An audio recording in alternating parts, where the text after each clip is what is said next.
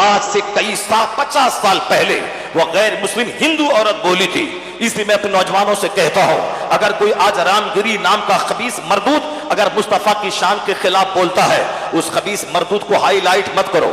हुजूर कायदे मिलत अल्लामा असद रजा खां को देख लें, सरकार ताजुल शरिया को देख ले। साहब आज से 10 साल पहले उड़ीसा के एक जलसे में आए थे और अचानक बिजली गुम हो गई तो लाखों का मजमा सबने देखा कि अख्तर रजा खां अजहरी का चेहरा मिसले चांद स्टेज पे चमक रहा है। लाखों का मजमा उस खूबसूरत चेहरे को तकता रहा। अमेरिका के गोरे कहते थे कि हम गोरों के मुल्क में ये गोरों का इमाम कहां से आ गया। अफ्रीका के काले कहते थे हम कालों के मुल्क में ये आसमान का सूरज जमीन पे कहां से आ गया। पूरी दुनिया में उनके हुस्न का चर्चा था, उनके इल्म का चर्चा था। जिसने देखा आज उनका नाम सुनते ही उनकी पूरी छवि उनके आंखों के सामने आ जाती है। वो हुस्नो जमाल का मुजस्समा और इल्म और हिकमत का मुजस्समा, यह दोनों चीजें आला हजरत के खानदान में जमा थी। तो उनको हमारे बेटे से उनकी बेटी का क्या रिश्ता नाता है? दूर का भी कोई रिश्ता नाता नहीं कि उसके खानदान में हम समझी लगा लें। वह लोग तो हुस्न जमाल इल्म एतबार इज्जत मर्तबे के एतबार से बहुत बड़े हैं। लेकिन बिहार से कई हजार बसें उर्से रज़वी के मौके पे बरेली जाती है, सिर्फ बिहार से। इसलिए जितने लाख लोग वहां जाते हैं उसमें से एक नुमाया नाम बिहार, बंगाल, उड़ीसा का होता है। भले ही कुछ लोग उत्तर प्रदेश के वो बिहारी के नाम पे अपने दिमाग में बहुत सारे फतूर को पाले, वह पाले अपनी जगह। हमारा ये सबसे एकलौता आलिम दीन हाफिज कुरान और हिंदुस्तान का एकलौता वो आलिम है जो नसर में नहीं नज़म में आला हजरत की पूरी बायोग्राफी को लिख दिया हो, वह महबूब गौहर की जात है। आज पूरे हिंदुस्तान में आज से 50-70 साल पहले आला हजरत का एक खलीफा था महमूद जान साहब अजाम जोधपुर गुजरात के। उन्होंने लिखा था, मगर तफसील और डिटेल्ड में 2500 अशआर से जायद आला हजरत की मुकम्मल बायोग्राफी को नस्ल की शक्ल देने वाला अगर कोई एकलौता मुसन्निफ है तो वो बिहार की सरजमीन का महबूब गौहर है, जिन्होंने पूरे हिंदुस्तान का नाम फख्र से ऊंचा किया है। इन्होंने कहा कि सबसे पहले मुजद्दिद का लक़ब आला हजरत को बिहार की सरजमीन से मिला है, बिहार की राजधानी पटना से मिला है। और यह भी सुन लें, सबसे पहला स्कॉलर जो आला हजरत पे पीएचडी की डिग्री हासिल किया हो वो इसी बिहार का, इसी वैशाली और सीतामढ़ी जोन का डॉक्टर हसन रजा खां पीएचडी की जात है। इसलिए अगर वहां के लोग अगर दिमाग में कुछ पालते हैं बिहारियों के ताल्लुक से तो उनको शैतानी ख्याल समझ करके हटा देना चाहिए और सच्चाई मानना चाहिए कि कोई अरबी और अजमी एक दूसरे पर फौकियत नहीं रखा। इस्लाम का फॉर्मूला है, ला फदला ले अरबिय्यिन अला अजमी वला ले अजमिय्यिन अला अरबी वला ले अबयद अला अस्वद वला ले अस्वद अला अबयद इल्ला बित्तक़वा। अक़ल इस्लाम ने कहा था, there will be no any superiority for an Arab over an Arab, for a white man over a black man. यानी अब इस्लाम आ गया है, किसी अरबी को अजमी पर कोई फौकियत नहीं, किसी काले को गोरे पर कोई फौकियत नहीं। कहां अरब कहां अजम। अजम में तो अरब के अलावा जितनी जगह है सब अजम कहलाती है, सारे लोग अजमी कहलाते हैं। अरबियों को बड़ा फख्र था अपनी फसाहत पे और अपने जाहिलाना शायरी पे बड़ा नाज था कि हम फसीह हैं, तहजीब तमद्दुन के मीनार पे, ऊंचे मीनार पे हम फाइज हैं। और हुजूर ने कहा नहीं, कोई अरबी और अरबी अजमी पे फौकियत नहीं रखेगा। अब इस्लाम आ गया है। वह दौरे जाहिलियत था जिसमें गोरा कहता था मैं सुपीरियर हूं काले से, जिसमें अरबी कहता था मैं सुपीरियर हूं अजमी से, जिसमें अमीर कहते थे मैं सुपीरियर हूं गरीब से, जिसमें लोग कहते थे मैं सुपीरियर हूं लंबे हूं, ये ठगने से मैं सुपीरियर हूं। हुजूर ने कहा अब इन तमाम जहालत को मैं पांव के नीचे रौंदता हूं। अब किसी अरबी को अजमी पर कोई फौकियत नहीं, किसी गोरे को काले पर कोई फौकियत नहीं। अब इज्जत उसी को मिलेगी जो ईमान वाला होगा, अच्छे अमल वाला होगा, जो मुत्तकी होगा वही इज्जत पाएगा। अगर कोई उत्तर प्रदेश के राजधानी लखनऊ में पैदा होने वाला, कोई अबुल अला मौत साहब अली मियां नदवी के घराने में पैदा होने वाला, अपने नाम के साथ लफ्ज़ सैयद का टाइटल रखने वाला अगर मुस्तफा का गुस्ताख हो तो हमारे नजदीक उसकी कोई इज्जत नहीं है।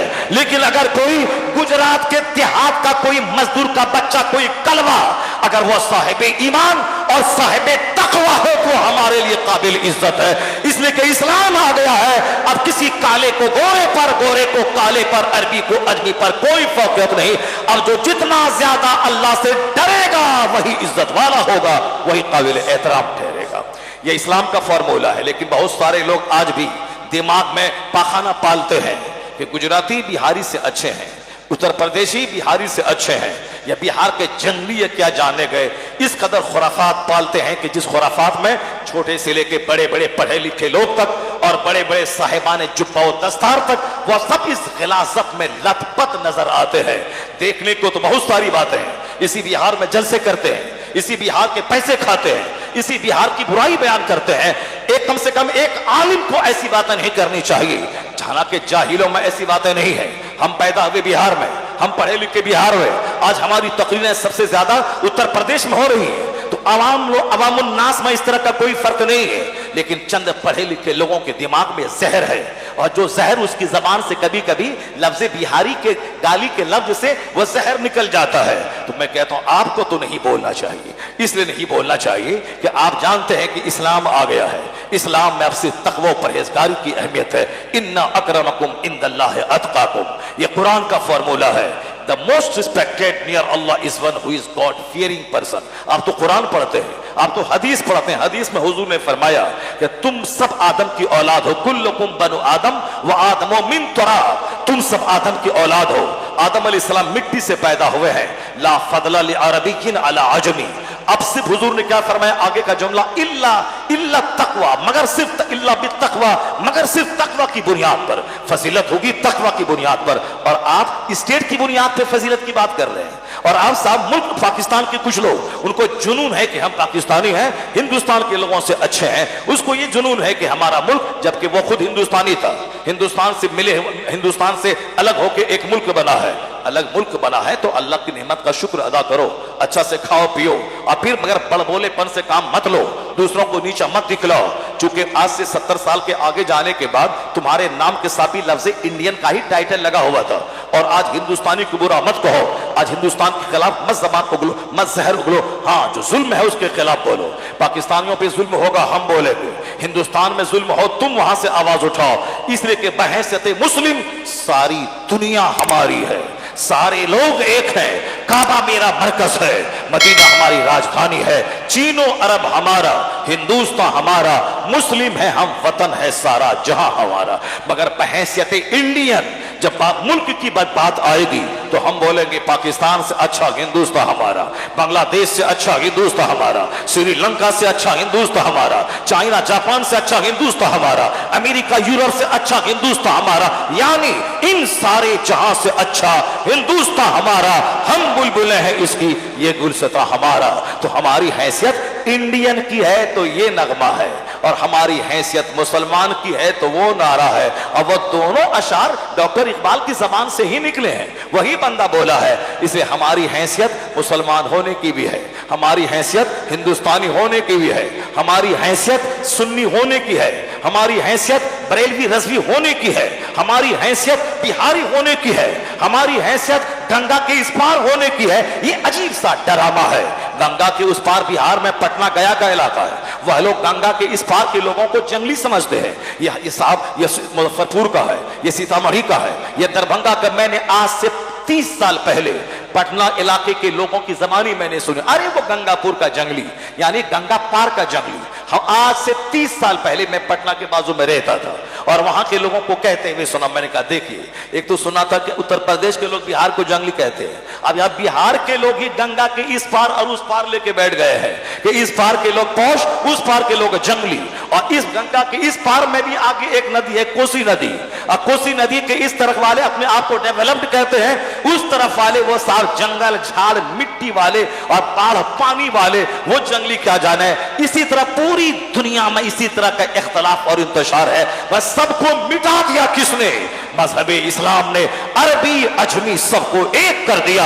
जो मुस्तफा का गुलाम हो गया वो एक परिवार का फर्द हो गया। मौलवी भले ही उत्तर प्रदेश का या बिहार का ना समझ पाए, मगर हिंदुस्तान की एक गैर मुस्लिम हिंदू औरत सरोजनी नायडू इस फॉर्मूले को बहुत अच्छे ढंग से समझ गई। वो आज से कई साल 50 साल पहले वो गैर मुस्लिम हिंदू औरत बोली थी। इसलिए मैं अपने नौजवानों से कहता हूं, अगर कोई आज रामगिरी नाम का खबीस मरदूद अगर मुस्तफा की शान के खिलाफ बोलता है, उस खबीस मरदूद को हाईलाइट मत करो, उस खबीस मरदूद को चमकने का मौका मत दो।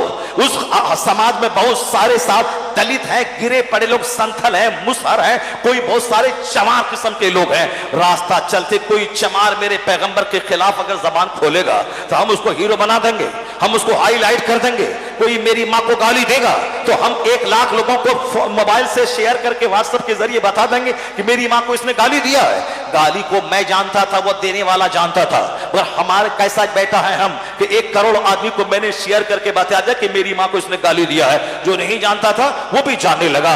जो रास्ता चलते कोई चमार अगर नबी के खिलाफ बोलता है, बहुत सारी बातें खामोशी से सही जाती हैं, सुनी जाती हैं। अगर ज्यादा गुस्सा आए तो उस खामोश रह करके बस तनाई में मौका मिले तो बस कान दबा दिया जाए उसका।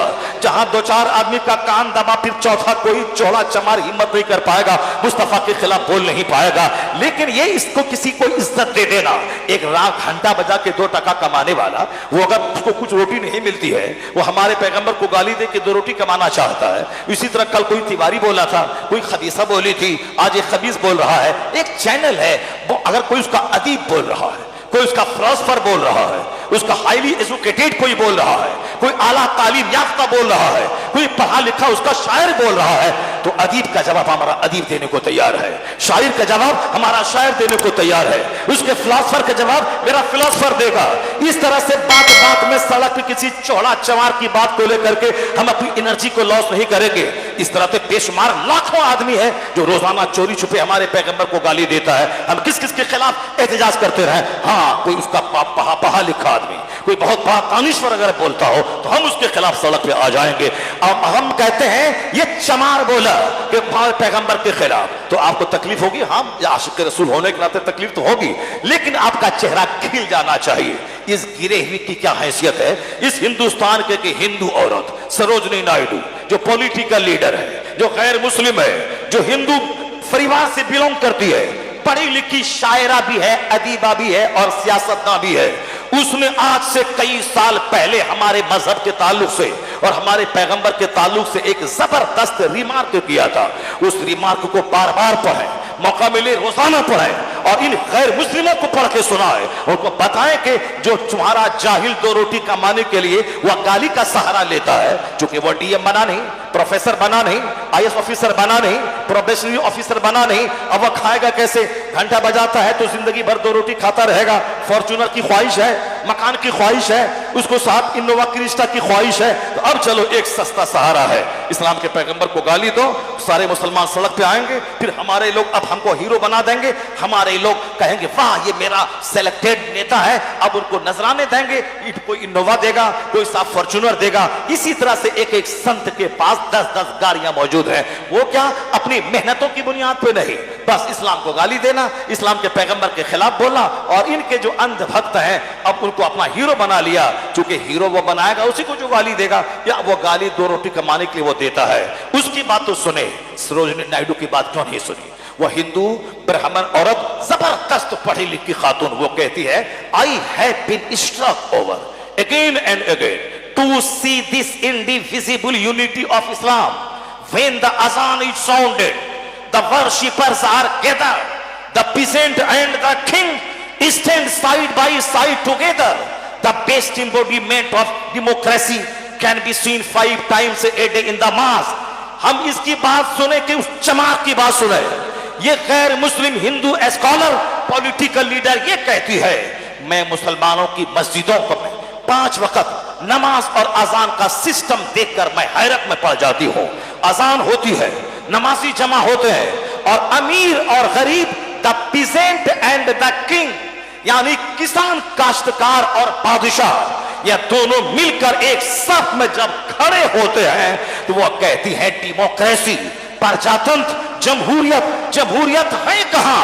नाम डेमोक्रेसी का है, कब्जा अगड़ी जाति का है, मगर जहां जमहूरियत का सच्चा मुजाहिरा होता है वो मुसलमानों की मस्जिदें हैं, जहां अमीर गरीब काला गोरा शहरी देहाती एक सब में खड़े होकर कहता है अल्लाह अकबर, अल्लाह इज द ग्रेटेस्ट। ना कोई अमीर बड़ा ना कोई गरीब छोटा, अल्लाह सबसे बड़ा है। वो सारे लोग एक नारा लगाते हैं अल्लाह अकबर, अल्लाह इज द ग्रेटेस्ट, अल्लाह सबसे बड़ा है। वो कहती है जमहूरियत का शानदार मुजाहिरा 5 वक्त मस्जिदों में देखने को मिल जाता है। इसके आगे वो और आगे बढ़ के कहती है you find in London an Indian an Algerian and a Turk, India is the land of India is the motherland of Indian, India is the motherland of Indian.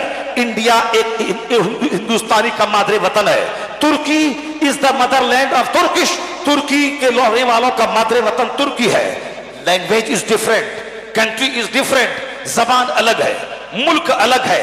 When they stand in prayer, it makes man instinctively a brother। मगर वह हिंदू औरत कहती है जब London में ये हिंदुस्तानी, ये Turkish, ये अलजायर के लोग सारे जब आपस में मिल के नमाज के लिए खड़े हो जाते हैं, मुल्क अलग, जबान अलग, अलग अलग काम से इंग्लैंड आने वाला, नमाज के वक्त सारे लोग जब खड़े होते हैं, ऐसा लगता है कि दुनिया के ममालिक के इख्तलाफ की सारी दीवारें इस्लाम ने तोड़ दी है और आदम की औलाद को नमाज के जरिए एक खानदान का भाई बना दिया है। It makes man instinctively A brother. ऐसा लगता है कि कानून नमाज अलामती तौर पर आदमी को भाई बना दिया है। मुल्क अलग, जबान अलग। कितनी बड़ी बात कह दी। हम इनकी बात को बार बार पढ़ें कि उस रास्ता चलते किसी गिरे पड़े हुए खसीस और रजील और खबीस की बात को हाईलाइट करें। बस राजनीति की दुकान चमकाने के लिए सड़क पे आ गए। जरा गौर से सुनो, इसी हिंदुस्तान का डॉक्टर रामकृष्ण राव, एक बहुत बड़ा जबरदस्त गैर मुस्लिम, मैसूर यूनिवर्सिटी का प्रोफेसर, जिसने मेरे पैगंबर की तारीफ में एक किताब लिख दी। वह हिंदू है, प्रोफेसर है, पीएचडी डिग्री होल्डर है और एक बहुत बड़े कॉलेज का लेक्चरर। वो क्या लिखता है अपनी किताब में? वो कहता है the personality of Muhammad, it is most difficult to get into the whole truth of it. वो कहता है कि इस्लाम के पैगंबर की व्यक्तित्व की तह में उतरना बहुत मुश्किल है। हम एक चैप्टर पढ़ते हैं, वो खत्म नहीं होने पाता कि उनके कमालात का दूसरा चैप्टर सामने आ जाता है। हम उसे पढ़ते हैं, वो खत्म नहीं होता, उनके औसाफ का तीसरा बाब सामने आ जाता है। वो कहते हैं all these magnificent rules in these departments of human activities, he is alike A hero. क्या कहा उस गैर मुस्लिम ब्राह्मण हिंदू स्कॉलर ने रास्ता चलते किसी चौड़े चमार की बात को लेकर के? साहब, तुमने राजनीति की दुकान सजा ली। खामोशी से काम लेना चाहिए। जब बहुत बड़ा कोई हमला करे किताब की जबान में, उसका जवाब किताब की जबान में दिया जाए। ये बड़ा स्कॉलर इसकी बात को हाईलाइट क्यों नहीं करते? ये रामकृष्ण राव ने क्या कहा? इंसानी जीवन के हर क्षेत्र में जो इस्लाम के पैगंबर ने हमारी रहनुमाई की है, हमारी नेतृत्व की है, हमारी क़यादत की है, जो हमारा मार्गदर्शन किया है, उसको देखकर कहा जा सकता है इस धरती का लाजवाब इंसान मोहम्मद अरबी की जाते गिरामी है। वो कहते इस धरती का हीरो, अपनी जबान में इस धरती की अबतरी शख्सियत पैगंबर आजम अलैहिस्सलाम की जाते गिरामी है। वो कहते इनका कोई जवाब पूरे विश्व में नहीं है। ये तो हिंदुस्तान के लोगों की बात हो गई। अमेरिका का एक सबसे बड़ा पढ़ा लिखा दानिश्वर, उसकी बात को हाईलाइट करे सारी दुनिया में। डॉक्टर माइकल हार्ट का जवाब हिंदुस्तान के पास नहीं है। जो अपने जमाने का सबसे बड़ा साइंटिस्ट, जो अपने वक्त का सबसे बड़ा लायर, एडवोकेट, उसने ठान लिया था कि दुनिया में जितने लोग पैदा हुए और जो जिस क्षेत्र के महान थे, उन तमाम महान लोगों की जिंदगी को मैं पढ़ूंगा। उन लाखों करोड़ों में से मैं 100 को छांटूंगा। उस 100 में मैं रैंकिंग करूंगा जो दुनिया के हर जबान, दुनिया के हर मुल्क को अपनी तालीमात, अपनी व्यक्तित्व की छवि से प्रभावित करे। मैं उसी आधार पे उसकी रैंकिंग करूंगा कि अव्वल नंबर पे कौन आएगा। तो सारे लोग समझ रहे थे कि डॉक्टर माइकल हार्ट साइंटिस्ट है, न्यूटन फादर ऑफ साइंस कहलाता है, न्यूटन साइंस का बाप कहलाता है। क्योंकि न्यूटन आज से 400 साल पहले उन्होंने साइंस की बुनियाद रखी। उसी के फॉर्मूले पर अमल करते हुए आज हमारे घरों में जो मोबाइल है, साथ हमारे घरों में जो लैपटॉप है, हमारे घरों में जो टेलीविजन है, जो रेडियो है, जो हमारे दरवाजे पे साइकिल से लेके 4 व्हीलर तक और हमारी निगाहों के सामने ट्रेन से लेके प्लेन तक जितनी चीजें हैं, वो हिंदुस्तान का कोई पढ़ा लिखा साइंटिस्ट इसका इजाद नहीं किया है। ये सारी चीजें साइकिल से लेके हवाई जहाज तक अमेरिका यूरोप के दानिश्वरों ने दी है। हमारे हाथ के फाउंटेन पेन से लेकर के कंप्यूटर तक ये सारी चीजें उसी 7 समंदर पार के दानिश्वरों ने दुनिया को दी है। हवाई जहाज से लेकर ट्रेन तक सारी चीजें उसने दी है। वहां का अब वहां पढ़ने पर हमारे मुल्क के लोग फख्र महसूस करते हैं। हिंदुस्तान में बेशुमार औरतें हैं जो संसद में पहुंची है, लेकिन आज इकरा हसन का चर्चा हो रहा है। क्यों? वो लंदन से पढ़ के आई है। इसका मतलब है कि हमारे मुल्क के 140 करोड़ लोग आज भी ब्रिटेन को इज्जत की निगाह से देखते हैं कि वहां की तालीम का मर्तबा बड़ा हाई है, वहां के पढ़े लिखे लोग बड़े साहब इंपॉर्टेंट सिग्निफिकेंट हो जाते हैं। आज हमारे हिंदुस्तान के भावी प्रधानमंत्री राहुल गांधी जी, उसको इज्जत की निगाह से देखा जाता है। क्यों?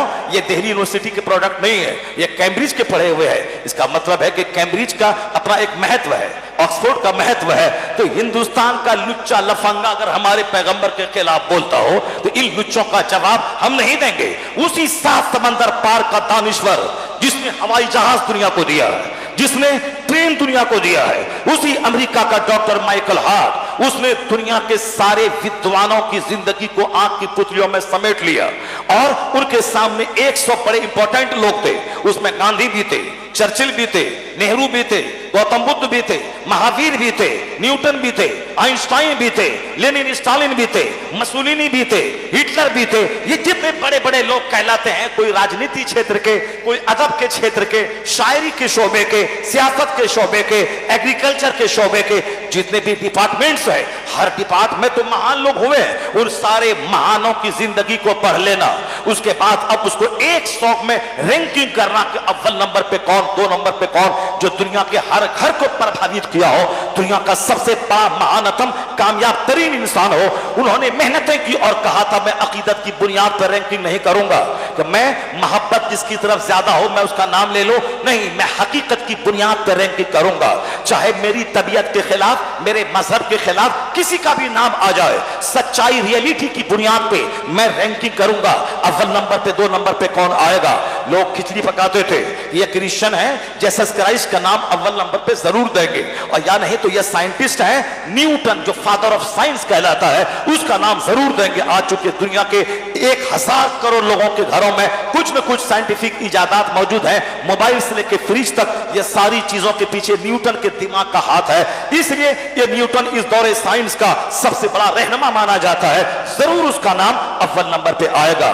लेकिन जब द 100 नामी किताब जब प्रेस से छप के बाहर निकली, सबकी कयास आराइयां फॉल्स हो गई और डॉक्टर माइकल हार्ट ने द 100 नामी किताब छाप के दुनिया के मानस पटल पे रखा। उस किताब में सबसे पहला नाम जो इस धरती का सबसे महान इंसान, सबसे अजीम तरीन शख्सियत और सबसे कामयाब तरीन इंसान की सूची में पहला नाम जो दिया है डॉक्टर माइकल हार्ट, वो लिखा है Muhammad is the only man in history. तारीख में एकलौता इंसान मोहम्मद अरबी है जो सबसे ज्यादा कामयाब तरीन शख्स हुआ। उन्होंने तकबीर जोर से बोले, हाथ उठा के बोले, नारे तकबीर, नारे रिसालत, हुजूर मुफ्ती शहरयार रजा साहब किबला, उनसे तारीख़ मिल्लत। ये किताब 1978 में छपी। ये किताब हिंदुस्तान के सारे बुक स्टॉल पे आज दस्तयाब है, अंग्रेजी में, हिंदी में और मुख्तलिफ डिफरेंट लैंग्वेजेस में ये किताब दस्तयाब है। आप पर खरीद के पढ़ सकते हैं उसको। तमाम बड़े बुक स्टॉल पे किताब मौजूद है, द 100 किताब। उसमें डॉक्टर माइकल हार्ट दुनिया का सबसे बड़ा पढ़ा लिखा, जो उन्होंने रैंकिंग की है, पहला नाम आका अलैहिस्सलाम का दिया। कुछ लोगों को हल्क से नीचे ये नाम नहीं आया, हासिदीन लोग जिन्होंने अपनी आंखों में हसद का चश्मा लगाया है। मदीने के यहूदी इंतजार करते थे कि आखिरी पैगंबर हमारे खानदान से आएंगे, लगा, मगर जब खानदान इस्माइल से आखिरी पैगंबर आए, हसद में, दुश्मनी में जानबूझकर तमाम औसाफ और कमालात को तौरात में पढ़ते थे, जिसकी तस्दीक इंजील ने की। जनाब मूसा अलैहिस्सलाम ने कहा कि एक नबी आने वाला है। जनाब ईसा अलैहिस्सलाम ने कहा, जिसको कुरान शरीफ में बयान किया गया कि जनाब ईसा ने कहा था, इन्नी रसूलुल्लाह इलैकुम मुसद्दिक़न लिमा बैन यदैया मिन तौरात व मुबश्शिरन बिरसूली याती मिन बअदी इस्मुहु अहमद।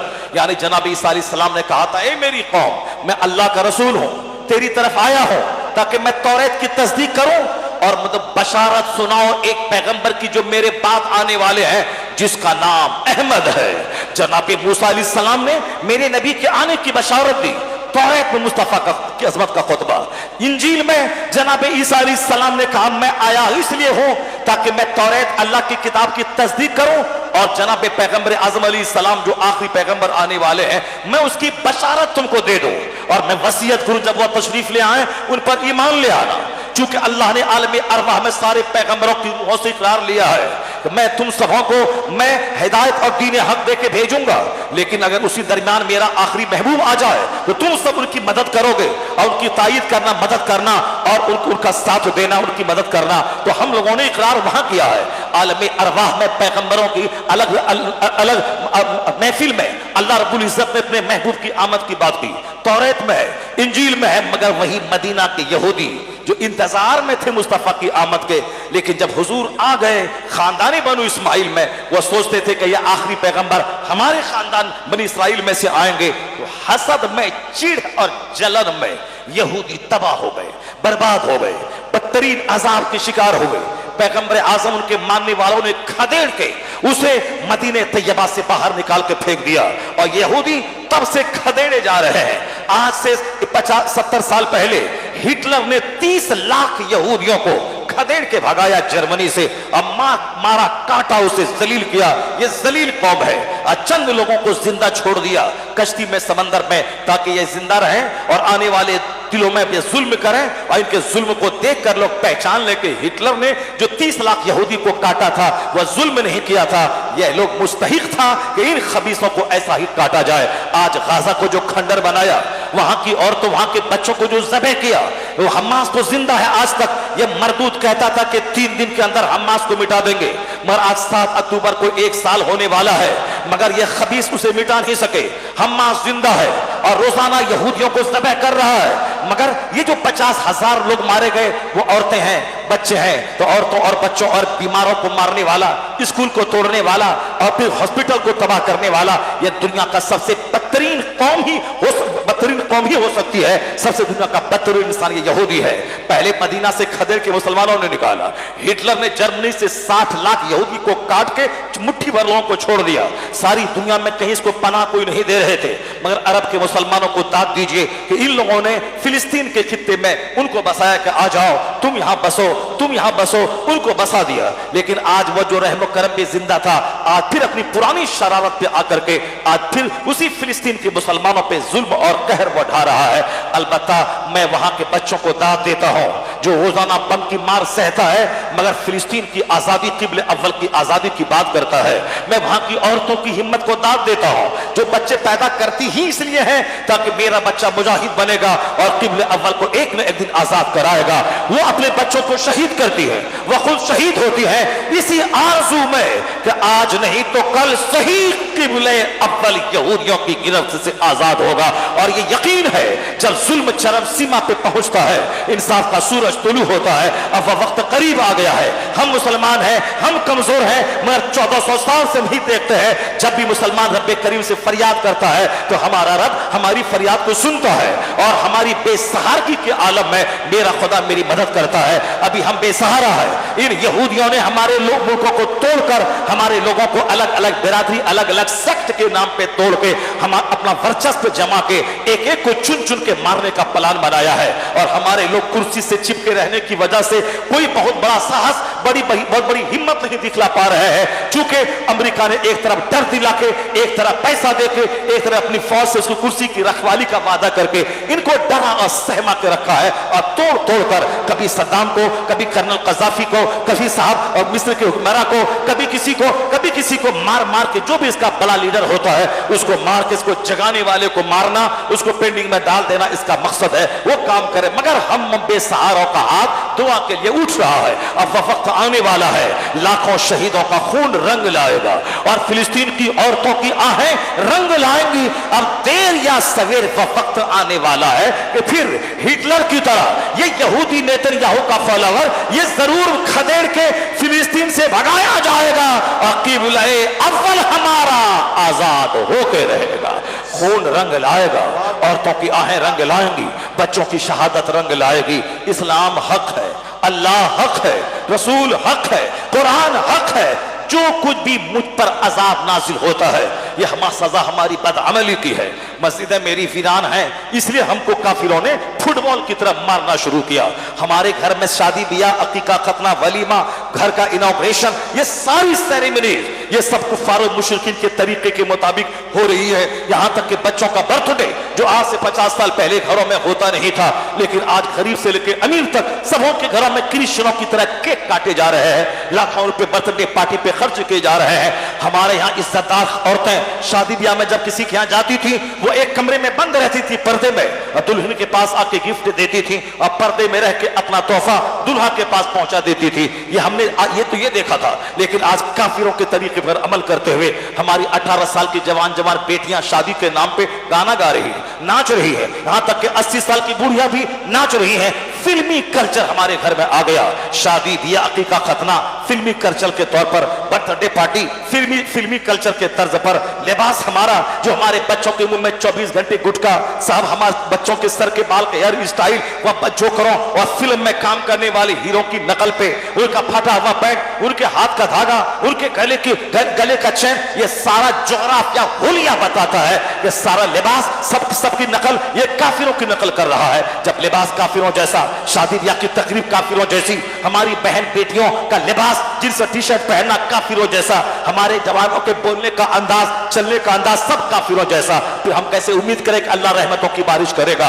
अल्लाह जन्नत देगा हमें मरने के बाद अगर ईमान की हालत में हम मर गए, लेकिन दुनिया में उस वक्त तक हमें इज्जत नहीं देगा जब तक कि हमारा सारा काम मुस्तफा की गुलामी से इबारत न हो। इसलिए कि अल्लाह ने इज्जतें, अल्लाह ने सल्तनतें, अल्लाह ने दुनिया की क़यादत, दुनिया की इमामत इसी बात में रख दी पर मुस्तफा पर ऐसा ख्वाहिश रहा कि दीन हमाऊस अपने आप को नबी के कदमों में डाल दे। बचपन माँ की गोद से लेकर कब्र की गोद तक हर क्षेत्र में मुस्तफा की पैरवी कर, जन्नत वहां मिलेगी।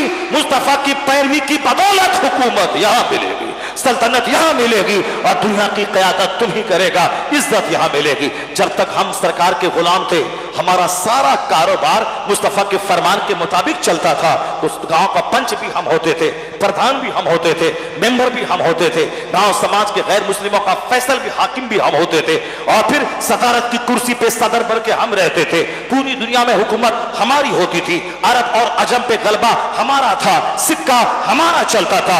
मजूसियों की सरजमीन पे हमारी हुकूमत बनी, यहूदियों की सरजमीन पे हमारी हुकूमत बनी, ईसाइयों की सरजमीन पे हमारी हुकूमत बनी, यहां तक कि बुद्धिस्टों की जमीन ऑस्ट्रेलिया, इंडोनेशिया, वहां आज दुनिया का सबसे बड़ा मुल्क, बड़ी आबादी वाला मुसलमानों का इंडोनेशिया कहलाता है। वह जमीन बुद्धिस्टों की थी, लेकिन हिंदुस्तान से मुसलमानों की हुकूमत का सूरज जैसे ही गुरूब हुआ, अल्लाह ने इंडोनेशिया का जबरदस्त मुल्क हमें हमारे हवाले कर दिया। उधर एक तरफ रूम, स्पेन हमारे हाथ से निकला, दूसरी तरफ इंडिया हमको हवाले किया गया। इंडिया हाथ से निकला मुसलमान हाकिमों के हाथ से, तो फिर इंडोनेशिया एक जबरदस्त मुल्क मुसलमानों के हवाले किया। अल्लाह ने हुकूमत भी दिया, अपना वादा सच्चा करके दिखलाया, इज्जत मुसलमानों को दी, पूरी दुनिया पे धमक मुसलमानों की थी। लेकिन जब से हमने फिल्मी कल्चर, मगरबी कल्चर, हिंदुआना कल्चर, मुशरिकाना कल्चर हमने इख्तियार किया, हमने आलिमों को साइड कर दिया कि आलिम या मौलवी हमें नमाज की तालीम देने वाला, ये 2-4 रुपए हमारे रहमो करम पे कमाने वाला, ये हमें क्या हक दिखलाएगा, ये क्या हमारी बुराई की मजम्मत और तनकीद करेगा। इसलिए वो मौलवी अच्छा लगता है जमींदारों को जो मौलवी उनकी मुभराई की बातें करे, उनकी बुराई की मजम्मत ना करे। वह शराब पिए ये कुछ न बोले, वह ज़िना करे ये कुछ न बोले, वह नाप तौल में कमी करे ये कुछ न बोले। लेकिन जैसे ये हक बोला शराब की मजम्मत की, बदकारी की मजम्मत की, उसको जुमा के दिन असर से पहले ही छुट्टी करवा दी जाती है। जब हम इमाम को मुलाजिम समझने लगे, हम जलील और रुस्वा हो गए। और जब हम इमाम को नाइबे पैगंबर समझते थे, हम अपना मजहबी रहनुमा समझते थे, हम 1000 बीघा जमीन का जोतदार बन जाए तो जमींदार कहलाएंगे, मगर ये आलिम चाहे किराए के मकान में रहे, मगर ये नाइबे पैगंबर कहलाते हैं, ये नाइबे रसूल कहलाते हैं। हम इसे मुलाजिम समझा, नाइबे रसूल नहीं समझा। जिस दिन नाइबे रसूल समझ लेंगे, जिस तरह आका अलैहिस्सलाम की बात की अहमियत है, उसी तरह आका अलैहिस्सलाम के बात का प्रचारक ये नाइब रसूल की बात की अहमियत मेरी निगाहों के सामने हो जाएगी। हमारे बच्चे इनकी नकल करेंगे, हमारे बच्चे इनका खुतबा सुनेंगे, हमारे बच्चे इनकी हिदायत पर अमल करेंगे। लेकिन आज हमने इनको जलील करके हाशिए पे खड़ा कर दिया और हमने फिल्म के हीरो की बात मानी, हमने क्रिकेटर को महत्वपूर्ण बनाकर बच्चों के सामने पेश किया, इसलिए हमारा बच्चा खिलाड़ी की नकल करता है। हमने फिल्म के एक्टर को कामयाब बना के पेश किया, इसलिए हमारा बच्चा वह फिल्म के एक्टर की नकल करता है। हमने पॉलिटिक्स को दुनिया का एक जबरदस्त विवाद बना के पेश किया, चाहे झूठ हो, लूट और खसोट हो। हिंदुस्तान को जितना जाहिलों और किसानों ने नहीं लूटा, उतना ऑक्सफोर्ड और कैम्ब्रिज और पटना यूनिवर्सिटी के पढ़े लिखे लोगों ने लूटा है। जितने बड़े बड़े घोटाले हुए, सिर्फ इल्म की वकालत इस्लाम ने नहीं किया है, वह इल्म जो इल्म नाफे हो, जो इल्म नफा दे, जो आदमी को इंसान बना दे। इसलिए जो कहता पढ़िए पढ़िए पढ़िए पढ़िए, वह डकैतों की जमात में इजाफा करना चाहता है, क्योंकि जितने चोर हैं हिंदुस्तान के वह सारे जाहिल, सब पढ़े लिखे लोग। चाहे कोयला घोटाला हो, चाहे चारा घोटाला हो, चाहे ताबूत घोटाला हो, चाहे राफेल घोटाला हो, चाहे जो भी घोटाला हो, सारे घोटालों में पढ़े लिखे लोग मुलविस थे। कोई किसान, कोई चाय बेचने वाला, कोई बिजनेस करने वाला उस मुलविस नहीं है। तो जो लोग पढ़ने का मकसद पैसा कमाना समझते हैं, वो इसका मतलब है IAS ऑफिसर बना करके चोर बनाना चाहता है, वह डॉक्टर बना के समाज का डकैत बनाना चाहता है। लेकिन जब नजरिया बदलेगा, वो नजरिया जो इस्लाम ने दिया है, पढ़ने का मकसद अपना मकसद हयात पहचानना, अल्लाह का डर दिल में आना, समाज की सेवा करना, भले बुरे की तमीज करना, हराम और हलाल में फर्क पैदा करना, इंसान बन के जिंदा रहना, मानवता की सेवा करना। चाहे भिखारी बन के सड़क किनारे रहे, पर हराम पे बुरी नजर नहीं डाल, हराम पे निगाहे लालच नहीं डालना, किसी दूसरों की औरतों पे बुरी निगाह नहीं डालना। पढ़ने का मकसद ही है जो राइट और रॉन्ग में फर्क करे, जो भले और बुरे में फर्क पैदा करे, जो गुड और बैड में फर्क पैदा करे। अगर नहीं करता हो वह जाहिलों से बदतर है। इसलिए हुजूर ने 1400 साल पहले कहा था, अल्लाहुम्मा इन्नी अस्अलुका इल्मन नाफिआ, ए अल्लाह इल्मे नाफे का सवाल करता हो। और हुजूर कहते थे, अल्लाहुम्मा इन्नी अऊज़ु बिका मिन इल्मिन ला यनफा, ए अल्लाह मैं तुझसे उस इल्म से पनाह मांगता हूं जो इल्म नफा न दे, जो इल्म नफा न दे, जो नॉन प्रॉफिटेबल नॉलेज हो, उससे मैं तेरी पनाह चाहता हूं। और जो प्रॉफिटेबल नॉलेज हो, यानी जो हमें आदमी बना दे, अल्लाह का डर उठा दे, जो हमें माँ बाप का एहतराम बता दे, जो पड़ोसी की इज्जत सिखा दे, जो रिश्तेदारियों का महत्व बता दे, आदमी बना दे, वो इल्म दुनिया से आज मिट रहा है। क्यों? यह इल्म मदरसों से मिलता था, मस्जिदों की चटाई से मिलता था, यह बख्तर से मिलता था, वह इल्म जलसों से मिलता था। लेकिन जलसों को आज लोगों ने मुशायरा बना दिया, आज मदरसों को गरीबों, यतीमों, काश्तकारों के बच्चे की पढ़ने की जगह बना दिया। स्कूल और कॉलेज को बड़े बड़े पौश और मालदार अरबपति अपने बच्चों को वहां पढ़ाएंगे, अपनी बच्चों को वहां पढ़ाएंगे। तो जहां से मानवता का सबक मिलता था, वह इदारे तो बंद होने लगे। इंसान बनाने की फैक्ट्री ये मदरसा, इंसान बनाने की फैक्ट्री ये खानका, इंसान बनाने की फैक्ट्री दीनी मजलिस है, यह फैक्ट्री बंद होने लगी। जब फैक्ट्री बंद होगी, प्रोडक्शन कम होगा, जब पैदावार कम होगी, तो चोरों की तादाद में इजाफा हुआ, डकैत में इजाफा हुआ, लुच्चों लफंगों, दूसरों की औरतों की आबरू लूटने वाले लुटेरों में इजाफा हुआ। कलकत्ता के RG मेडिकल कॉलेज में जो कुछ एक महीना पहले हुआ, वो किसी काश्तकार ने किया है, वो किसी पान बेचने वाले ने किया है। एक बहुत बड़े मेडिकल कॉलेज के प्रिंसिपल जिसमें मुलविस है, और उसका साहब, उसका गुर्गा जो मुलविस है, कोई जाहिल चपरासी औरत नहीं थी, वो साहब लेडी डॉक्टर थी। ट्रेनी डॉक्टर के साथ मेडिकल कॉलेज के प्रिंसिपल ने जो कुछ किया, क्या कहेंगे आप? जो सिर्फ इल्म की वकालत करेगा, ईडीएम बनिए, मिनिस्टर बनिए, इंजीनियर बनिए, डॉक्टर बनिए, इसका मतलब है चोरों की जमात में इजाफा करने का वह तरफदार है, वह डकैतों की जमात में इजाफा करने का तरफदार है, वह रेपिस्ट की जमात में इजाफा करने का तरफदार है। और ये सुने, जिस मदरसे की चटाई को आतंकवादी का अड्डा गवर्नमेंट कहती है, वो भी जान ले कि इब्तदा दिन से लेके इंतहा आखिरी दिन तक मदरसे में ही पढ़ाया जाता है। यह जायज है, यह नाजायज है, जायज करना, नाजायज से बचना, यह हराम है, यह हलाल है, हलाल करना, हराम से बचना, और यह अच्छा है, इसको करना, यह बुरा है, इससे बचना। यह सारा मेथड, जीवन शैली मदरसों की चटाई से दी जाती है। यानी यह इंसान पैदा करने की फैक्ट्री है, यह मदरसा, यह मस्जिद, यह खानका, यह दीनी दरसगाह है। जब तक यह जवान थे, समाज में डकैत कम थे और शरीफ ज्यादा थे, वली ज्यादा थे, तो कुतुब ज्यादा थे, हर गली में अब्दाल मिलते थे, वली मिलते थे। लेकिन जब से फैक्ट्री ये बंद होने लगी, मुसलमानों ने भी बच्चों को पढ़ाना बंद किया, मुसलमानों ने भी जलसों में आना बंद किया। जब फैक्ट्री बंद हुई तो पैदावार, प्रोडक्शन घट गया। अब जब वो पैदावार बढ़ी तो वहां से चोर बढ़े, रेपिस्ट बढ़े, आतंकवादी बढ़े और सब घोटालेबाज बढ़े। अब लोग कहते हैं अरे नहीं, मॉरल एजुकेशन, नैतिक शिक्षा। अगर आज चाहते हो कि इंसान बढ़े तो तुम्हें मदरसों को इंसान बनाने की फैक्ट्री थी, इसको प्रोत्साहन देना होगा, इसको बढ़ाना होगा, जलसा जुलूस को बढ़ाना होगा, मस्जिदों के मकतबों को महत्व देना होगा। जब दोबारा ये इंसान बनाने की फैक्ट्री परवान चढ़ेगी, प्रोटेक्शन बढ़ेगा, तो चोरों की तादाद घटेगी, वलियों की तादाद में इजाफा हो जाएगा। क्या बात है। नारे तकबीर, नारे रिसालत, फैजाने औलियाए किराम, मसलके आला हजरत, उर्से तारीखे मिल्लत, खलीफे ताजुश्शरिया। हमने वहां से चैप्टर खोला था, हसद और जलन में लोग आका सलाम की शान में गुस्ताखी करने लगे। वरना फैक्ट की बुनियाद पर आज भी कोई जालिम आका सलाम की हयात तैयबा का मुताला करे और उसका दिल जिंदा हो तो मेरा दावा है कि वह कलमा पढ़ के मुस्तफा का गुलाम हो जाएगा। चूंकि हुजूर की शख्सियत है ही हर एंगल से ऐसी लाजवाब शख्सियत है कि जो पढ़े तो इंप्रेस्ड हुए बगैर नहीं रह सकता है। गांधी जी ने कलमा नहीं पढ़ा लेकिन बहुत इंप्रेस्ड थे इस्लाम से। वो सारी जिंदगी बकरी का दूध पीते रहे, वो सारी जिंदगी सूती का कपड़ा पहनते रहे, सारी जिंदगी बगैर गद्दा के वो तख्त पे सोते रहे और वो कहते थे कि मैं इस्लाम को पसंद करता हूं।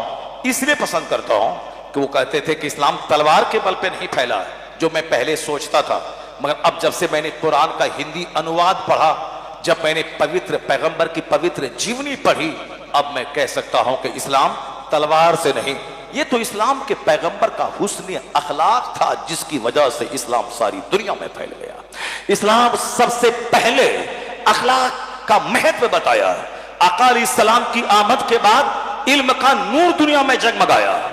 एक भी स्कूल नहीं था दुनिया में, लेकिन कयामत तक जो करोड़ों स्कूल कायम होंगे, इसका सारा सहरा मुस्तफा जाने रहमत के सरे अक़दस पे जाएगा।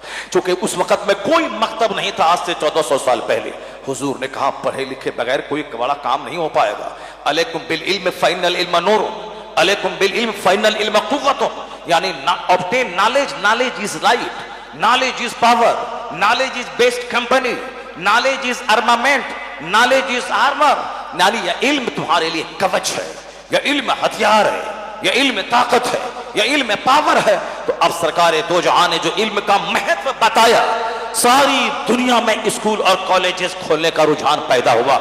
आज से 100 साल पहले का कॉलेज वो भी मानवता के पाठशाला था, लेकिन आज इस दौरे जदीद में जब से फिल्मी कल्चर, मगरबी कल्चर हिंदुस्तान में आया, तब से सही इल्म का तस्वुर दिल दिमाग से उठता चला गया।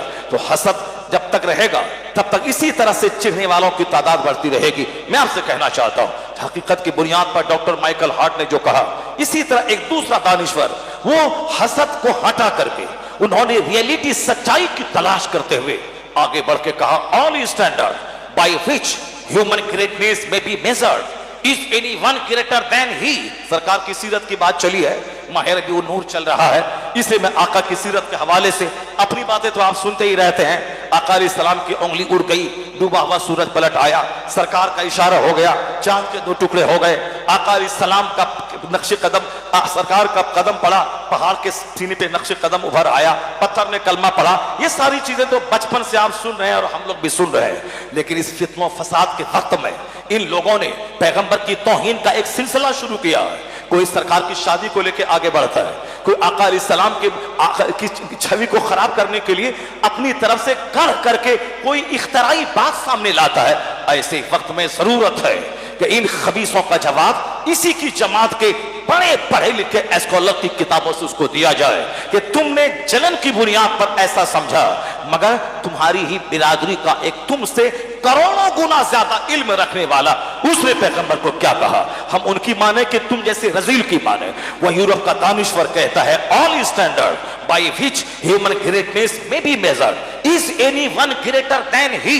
वो कहते इंसान की अजमतों को नापने का, इंसान की अजमतों को जांचने का कि कौन महान है, कैसे हम समझें, किस कसौटी पे परखें कि ये महान है। वो कहते हैं जितनी कसौटी, जितना पैमाना, जितना मेयार इंसान की बुलंदी को जांचने का हो, सारा पैमाना ले आओ, तमाम कसौटी और मेजरमेंट को लाओ और उस कसौटी पे जांचो और परखो। तो वो कहते हैं doctor Lamartine, is anyone greater than he. पूरी तारीख में कोई है जो मुस्तफा से बड़ा मिल पाए? पूरी इंसानी तारीख में मुस्तफा से बड़ा नहीं मिल पाएगा, चाहे जिस कसौटी पे तुम जांचो। इसलिए रजा ने कहा आज से 100 साल पहले न स्कॉलर बड़ा, न थिंकर बड़ा, न वैज्ञानिक बड़ा, न कोई प्रोफेसर बड़ा, सबसे आला व औला हमारा नबी, सबसे बाला व वाला हमारा। सारे ऊंचों में ऊंचा समझिए जिसे, है उस ऊंचे से ऊंचा हमारा नबी। अब बस एक बात मैं थोड़ी सी और कर दूं, जिस ताल्लुक से मैंने कुरान पाक की आयत करीमा पढ़ी थी, मैं उसकी वजाहत कर दूं, क्योंकि बहुत सारे बच्चों के दिमाग में कंफ्यूजन पैदा होता है और उस कंफ्यूजन का इलाज हम नहीं करेंगे तो वो बच्चों के दिमाग की सफाई नहीं हो पाएगी। वो अगर कुछ नहीं बोलेगा सरकार की मोहब्बत में, मगर दिमाग में बात तो चल सकती है, इसलिए गाहे बगाहे उसकी वजाहत होती रहनी चाहिए। एक बात इन्होंने ये कही कि इसके पैगंबर ने 9 साल की खातून से निकाह कर लिया और इतनी छोटी बच्ची से निकाह कर लिया, इन्होंने ऐसा कर लिया। अब बिल्कुल झूठ और अफवाह फैलाने में और कोई बात नहीं मिली, तो इन्होंने तारीख के हवाले से बस इसको उन्होंने कहा कि छोटी बच्ची से शादी कर ली, जबकि इस्लामी तौर पर इसकी वजाहत 1400 साल से हमारे विद्वान करते आ रहे हैं। इसलिए कि अगर यह बात